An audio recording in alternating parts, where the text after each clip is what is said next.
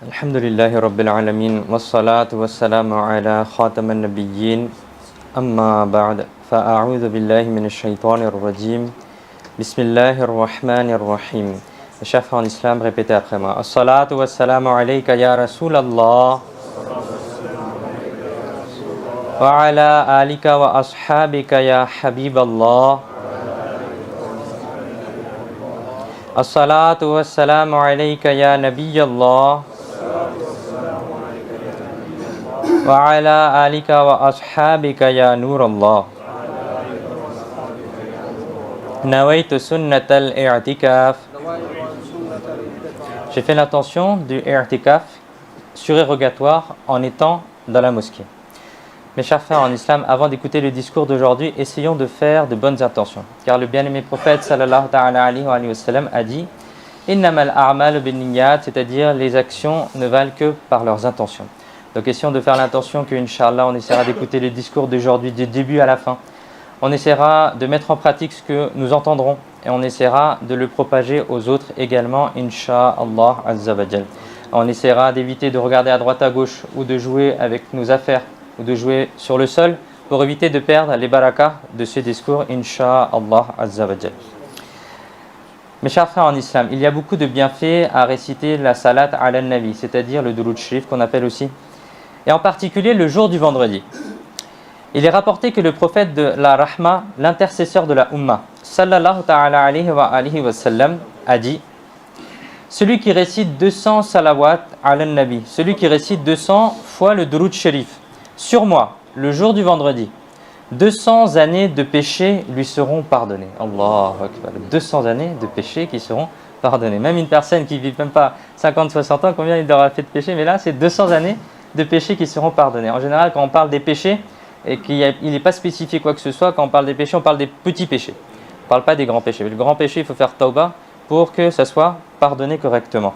Et il est également rapporté dans un autre hadith que le jour du vendredi, les autres jours, il y a un ange qui présente le salat ala nabi. Lorsqu'on lit le salat ala nabi, le durud sharif, c'est un ange qui va présenter ce salat au prophète alayhi salatu wa salam. Mais dans un hadith, il est dit que le jour du vendredi, le prophète sallallahu alayhi wa sallam entend lui-même les salat ala nabi le jour du vendredi. Donc il y a beaucoup de bienfaits à réciter, en particulier la salat ala nabi, le durud sharif, le jour du vendredi. Donc essayons de faire l'intention, nous aussi, de réciter au moins 200 fois.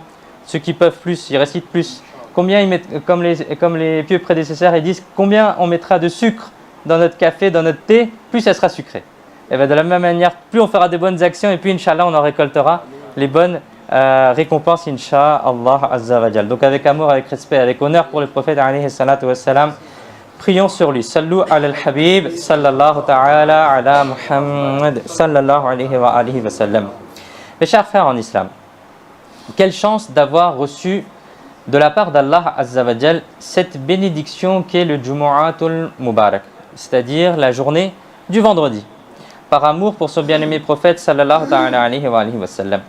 Malheureusement, très souvent, nous passons ce jour comme les autres jours de la semaine, dans l'insouciance, alors que c'est un jour de fête de Eid pour les musulmans. Il est le plus élevé de tous les jours, il est le meilleur jour de la semaine. Ce jour-là, le feu de l'enfer n'est pas alimenté et les portes de l'enfer ne sont pas ouvertes. Le jour du jugement, le vendredi apparaîtra sous la forme d'une jeune mariée. Le musulman qui a la chance de mourir un vendredi atteint le rang des martyrs, de shahid, et sera préservé du châtiment de la tombe. C'est pourquoi il faut faire attention à ce jour en particulier. On va essayer d'apprendre aujourd'hui qu'est-ce qu'il est important de faire durant ce jour, qu'est-ce qu'il faut faire durant ce jour et comment est-ce qu'on doit essayer de vivre ce jour-là par rapport aux autres jours de la semaine. Un célèbre exégète du noble Coran, Hakimul Ummat, Mufti Ahmad Yar Khan Naimi, rahmatullahi ta'ala alayhi, a dit la récompense du Hajj accompli le vendredi, c'est-à-dire que si le Hajj il tombe un vendredi, alors le Hajj équivaut à 70 Hajj. De même que la récompense d'une bonne action accomplie le vendredi est multipliée par 70. C'est-à-dire que les bonnes actions, elles sont multipliées par 70 de la même manière que si quelqu'un faisait le Hajj et que ce Hajj l'a tombé le vendredi, il aurait la récompense de combien? De 70 Hajj. Allahu Akbar. Le vendredi est donc un jour d'une grande sacralité, d'une grande importance. C'est un jour éminent. C'est un jour spécial par rapport aux autres jours. Ainsi, le châtiment pour une personne, pour un péché commis le vendredi, est également multiplié par 70 selon certaines versions. Donc il faut faire encore plus attention ce jour-là. Il ne faut pas rater la prière de Fajr. Il ne faut pas rater les autres prières aussi de la journée, le jour du vendredi. Donc essayons de faire attention à ce jour-là, car ce jour-là a une importance particulière en islam. Les mots ne peuvent exprimer la grande valeur du vendredi. Allah Azza wa Jal a même révélé toute une sourate dans le Saint-Coran qui porte le nom de Suratul Jumu'ah. Allah Azza wa Jal dit dans le verset 9 de Suratul Jumu'ah, traduction de Kanzul Iman: Ô vous qui avez cru, lorsque l'appel de la prière du vendredi retentit, accourez vers l'évocation d'Allah et laissez tout négoce, c'est-à-dire laissez tout commerce. Cela est bien meilleur pour vous si vous saviez. Combien est-ce que de fois le prophète sallallahu alayhi wa sallam, à quel moment le prophète sallallahu alayhi wa sallam a commencé la prière du vendredi? Écoutons. Allama Maulana Sayyid Muhammad Na'imuddin Muradabadi rahmatullahi ta'ala alayhi a dit: quand le noble prophète sallallahu alayhi wa sallam était sur le chemin de Madinatul Munawwara, c'est-à-dire il faisait la hijra, il faisait l'hégire de Makkatul Mukarrama vers Madinatul Munawwara. Le prophète sallallahu alayhi wa sallam s'arrêta à un endroit appelé Quba, au moment de Chasht, c'est-à-dire le tôt dans la matinée, le lundi 12 Rabi'ul Awwal. Le prophète sallallahu alayhi wa sallam y resta 4 jours, du lundi au jeudi. Pendant le séjour, le prophète sallallahu alayhi wa sallam posa la première pierre d'une mosquée. Et le vendredi, vous, sallallahu alayhi wa sallam, vous êtes dirigé vers Madinatul Munawwara. Quand vous avez atteint la région de Bani Salim ibn Auf, il était l'heure d'accomplir la prière du Jumu'ah, la prière du vendredi. Les gens firent de l'endroit où le noble prophète sallallahu alayhi wa sallam a accompli son premier Jumu'ah et où vous avez donné le prêche, les gens en ont fait une mosquée. Et alhamdulillah azza wa jal, la fameuse mosquée que l'on appelle Masjidul Jumu'ah existe toujours aujourd'hui et certains parmi vous l'ont peut-être visité. Et les gens peuvent visiter la mosquée afin d'en tirer des bénédictions et effectuer des prières surérogatoires. Qu'Allah azza wa jal nous permette aussi de visiter cette mosquée-là. Le célèbre exégète du noble Coran, Hakim al-Ummat, Mufti Ahmad Yarkhan Naimi, rahmatullahi ta'ala alayhi, a dit: toutes les créatures furent créées ce jour-là, et toute la création fut terminée ce même jour. L'argile, c'est-à-dire la terre, de Sayyidina Adam alayhi salam, fut ramassée ce jour-là. De même, les gens se rassemblent et accomplissent la prière du vendredi ce jour-là. Par conséquent, il fut appelé Jumu'ah, pour toutes les raisons qui ont été mentionnées. Avant l'avènement de l'islam, les Arabes appelaient ce jour Aruba. Combien de fois le prophète sallallahu alayhi wa sallam a effectué la prière du vendredi? C'est aussi une question qu'on peut se poser. Un célèbre exégète du Coran, Hakim al-Ummat, Mufti Ahmad Yarkhan Naimi, rahmatullahi ta'ala alayhi, a dit: le prophète de l'humanité, la paix de notre cœur et de notre esprit, le plus généreux et gentil, sallallahu alayhi wa sallam, accomplit la prière du Jumu'ah près de 500 fois. Comment est-ce qu'il en a déduit cela? Il a déduit de cela car la prière du Jumu'ah a commencé après l'émigration, après la Hijra, ce qui constitue 10 années de la vie du prophète sallallahu alayhi wa sallam sur terre. Et par conséquent, cela correspond à environ 500 vendredis pour cette période. Le bien-aimé prophète sallallahu alayhi wa sallam a dit: Allah azza wa jal scelle le cœur de celui qui délaisse 3 prières de Jumu'ah par paresse, par négligence. C'est-à-dire si une personne elle ne fait pas la prière du Jumu'ah, son cœur il est fermé. Il ne va plus pouvoir changer son cœur. La prière du Jumu'ah est fard ayn, c'est une obligation individuelle et son caractère obligatoire est plus fort que celui de la prière de Zohr. Celui qui ne reconnaît pas son caractère obligatoire sort de l'islam.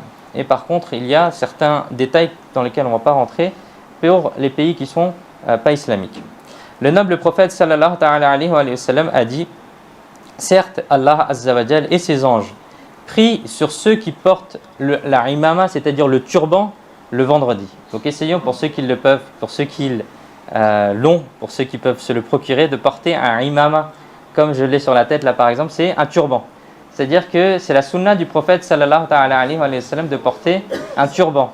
Et il y a aussi beaucoup de mérite à le porter le jour du vendredi, car Allah Azza wa Jal et ses anges prient sur celui qui porte la imama, le turban, le jour du vendredi. Il est également rapporté que Sayyidina Humayd bin Abdurrahman rahmatullahi ta'ala alayhi rapporte de son père: celui qui se coupe les ongles le vendredi, Allah Azza wa Jal le sortira de la maladie et lui accordera la guérison. Subhanallah. C'est-à-dire combien il y a de bienfaits aussi à se couper les ongles le jour du vendredi. Donc ceux qui ne se coupent pas les ongles, ils se coupent les autres jours les ongles, il faut essayer le jour du vendredi, s'ils le peuvent, de prendre un peu de temps et faire le ghusl et se couper les ongles le jour du vendredi en particulier.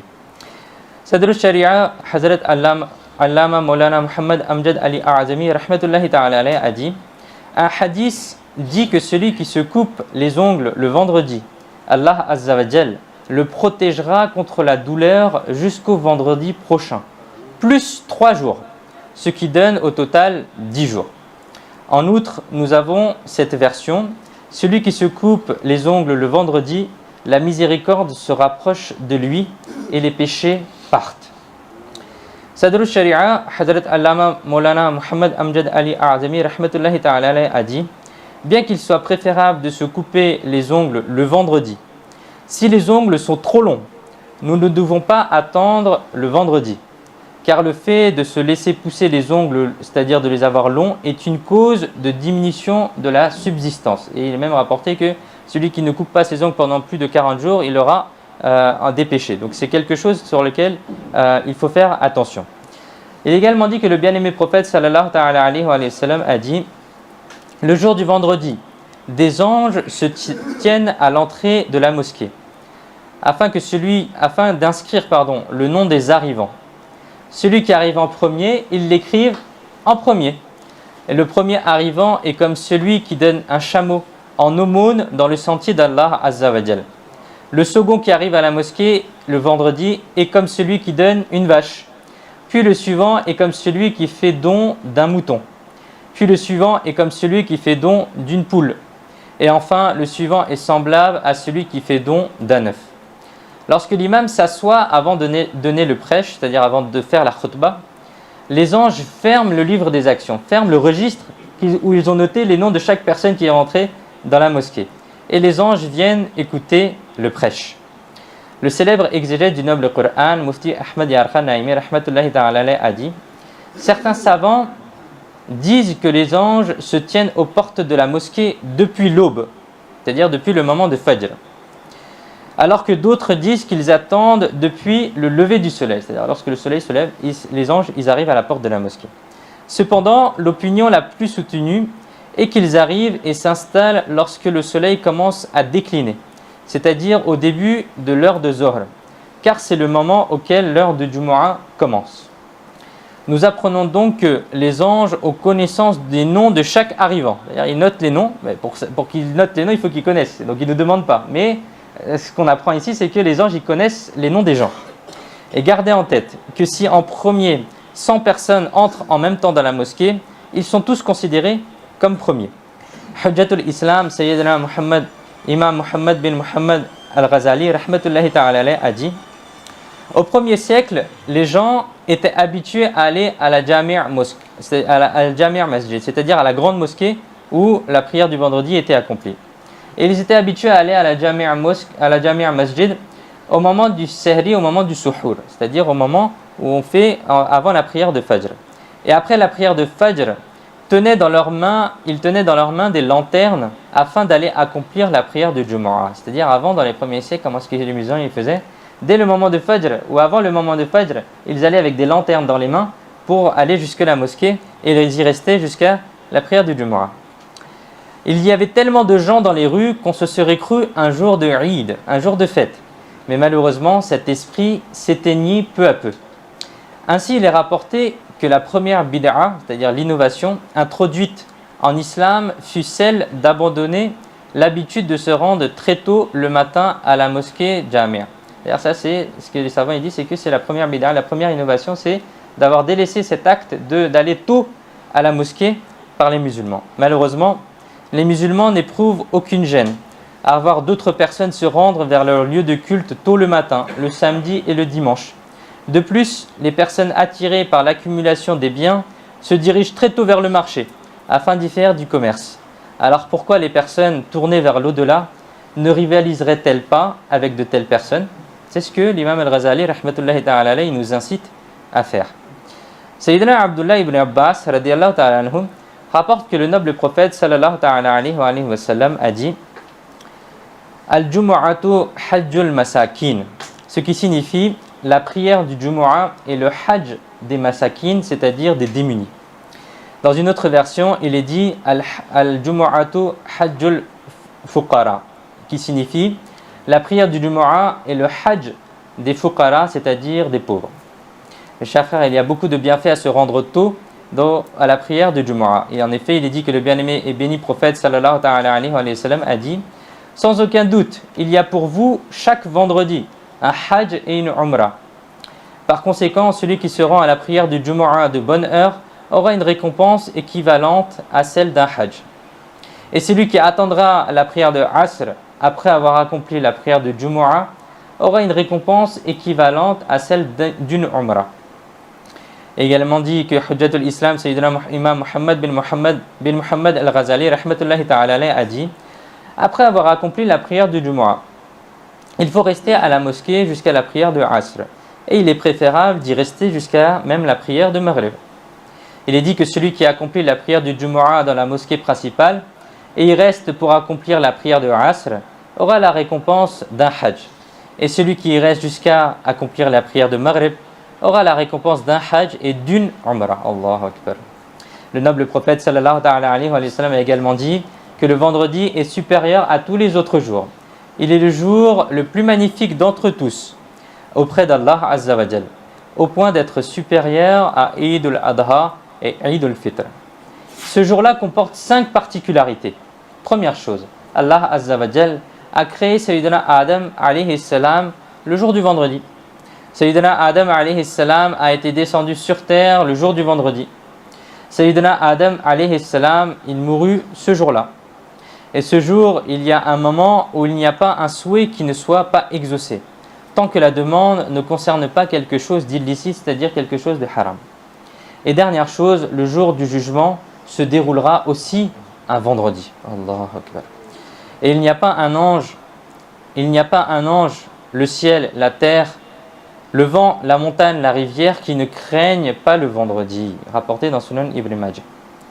Selon un autre hadith, le bien-aimé et béni prophète sallallahu ta'ala alayhi wa sallam a dit il n'y a pas un animal qui ne hurle tous les vendredis de l'aube jusqu'au lever du soleil par crainte du jour du jugement, excepté les hommes et les djinns. C'est-à-dire même les animaux, et même les animaux, ils ont peur du vendredi parce qu'ils se disent que peut-être c'est le jour aujourd'hui où Allah Azza wa Jal va faire le jugement.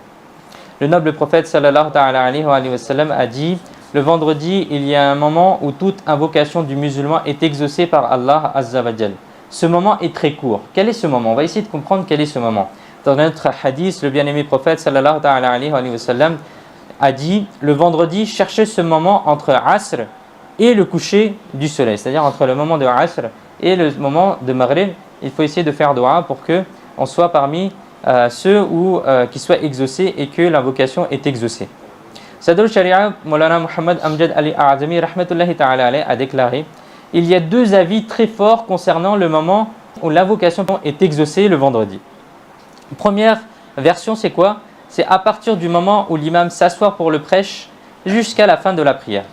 Et la deuxième chose, c'est les derniers instants, les derniers moments du vendredi, c'est-à-dire juste avant Maghrib. Juste avant le Maghrib du vendredi soir, il est bien de faire dua aussi. Le célèbre exégète du noble le Coran, Hakim al-Ummat, Mufti Ahmad Yarkhan Naimi, rahmatullahi ta'ala alayhi, a déclaré il y a pendant la nuit un moment où toute invocation est acceptée, mais le vendredi est le seul jour qui possède un tel moment en journée. Cependant, nous ne sommes pas en mesure de l'identifier avec certitude. Il y a une forte probabilité que ce moment se situe entre les 2 serments, c'est-à-dire que l'imam fait une khutba, il s'assoit et il y a quelques secondes de pause à ce moment-là. ou bien le mufti il dit ou bien peu avant Maghrib, peu de moments avant Maghrib, soit c'est ce moment-là, soit c'est le moment entre les deux khutbah du vendredi. D'après les commentaires de l'honorable mufti dans un autre hadith, il y a 40 avis différents concernant ce moment. Quel est le moment où Allah Azza wa Jal accepte la dua, accepte l'invocation le jour du vendredi? Les savants ils disent il y a 40 endroits où il a été dit que cela peut être ce moment-là ou ce moment-là ou ce moment-là. Mais deux sont majoritairement plébiscités, deux sont majoritairement cités.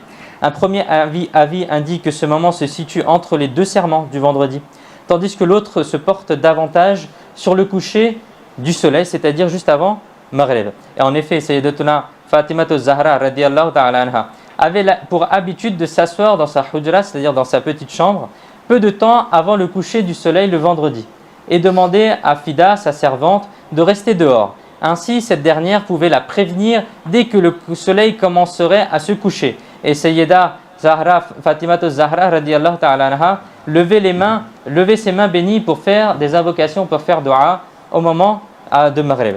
Il est préférable d'utiliser, mes chers frères, une petite invocation pour ce moment. Par exemple, l'invocation suivante tirée du noble Coran, Rabbana atina fid dunya hasanatan wa fil akhirati hasanatan wa qina adhaban nar.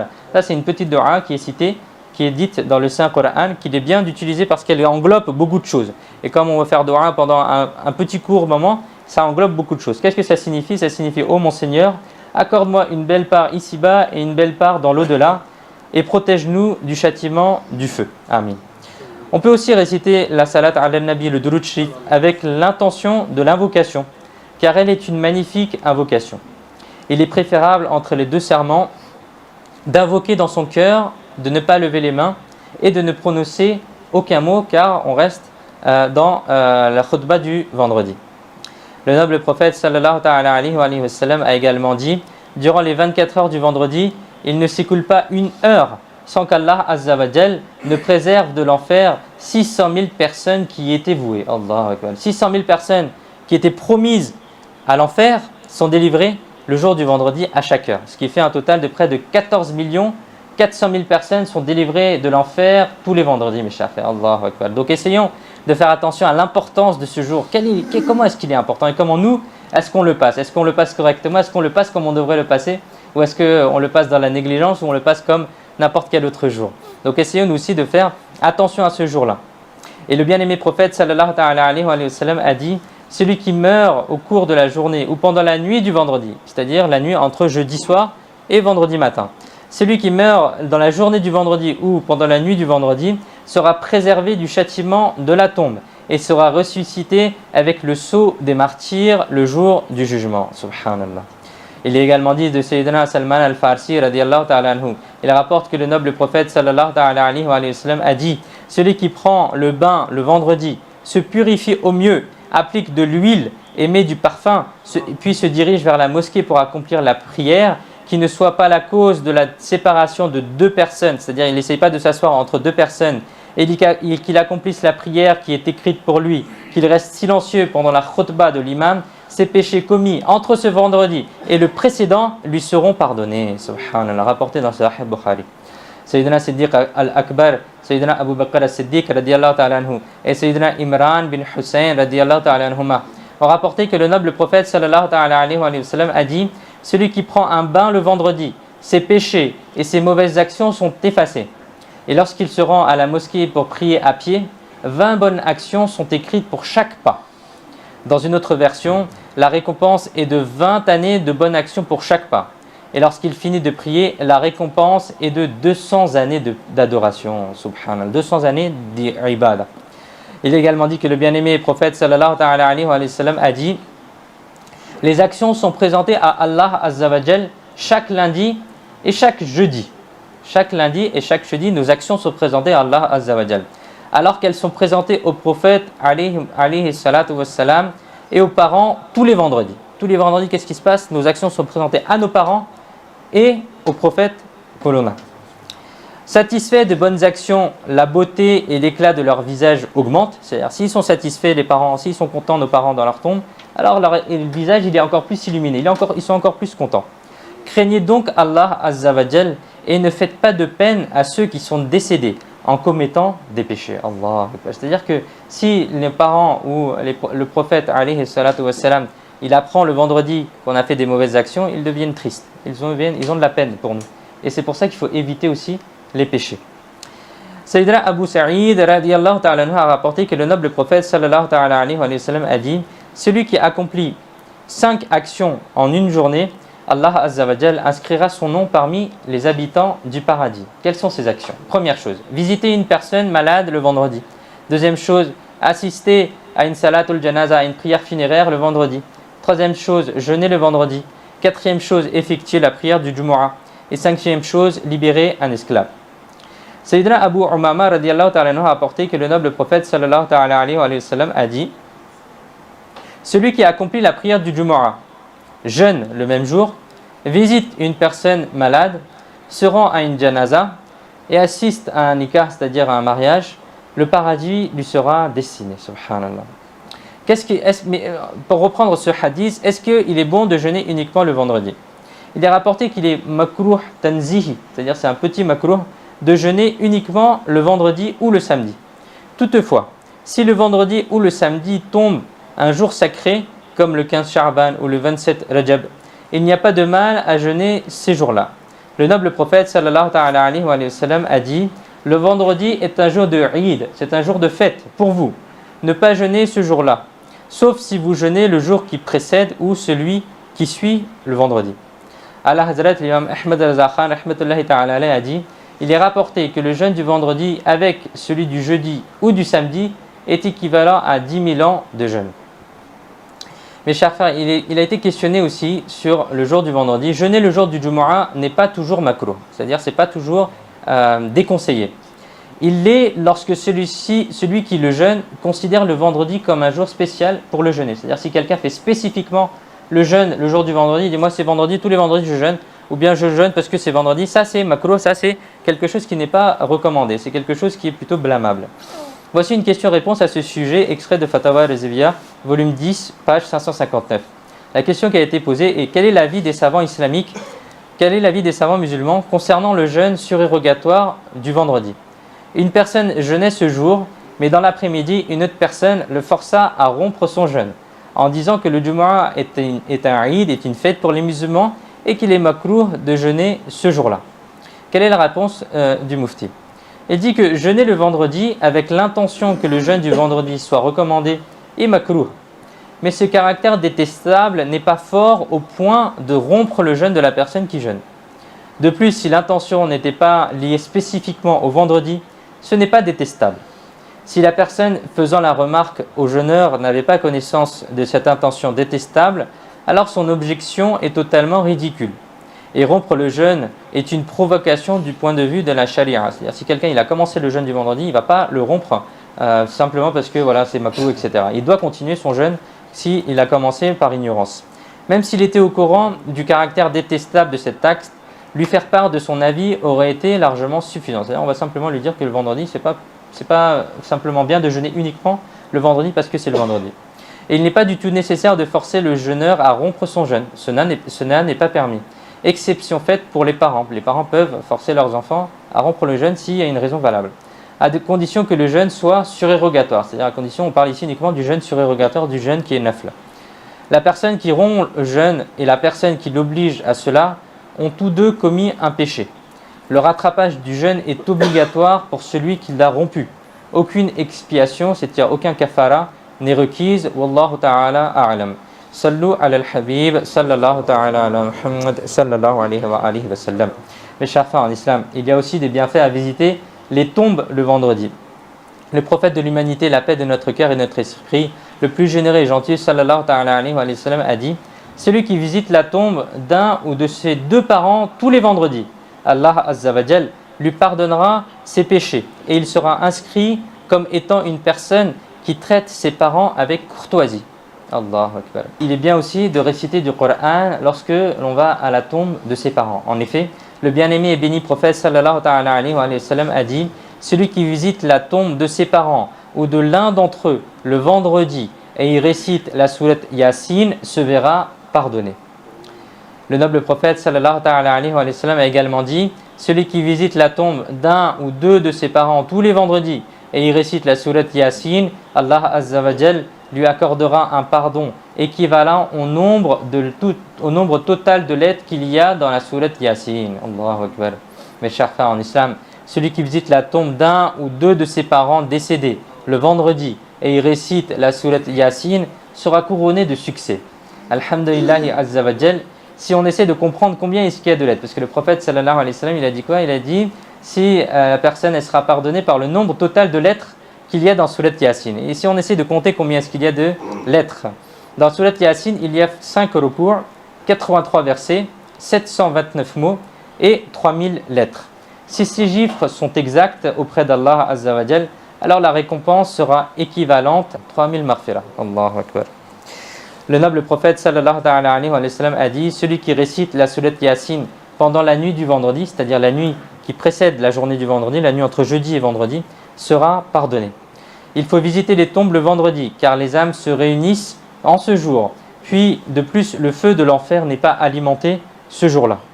Allah Hazrat l'imam Ahmad Raza Khan rahmatullahi ta'ala alayh a déclaré: le meilleur moment pour visiter les tombes est après la prière du vendredi de Subh de Fajr.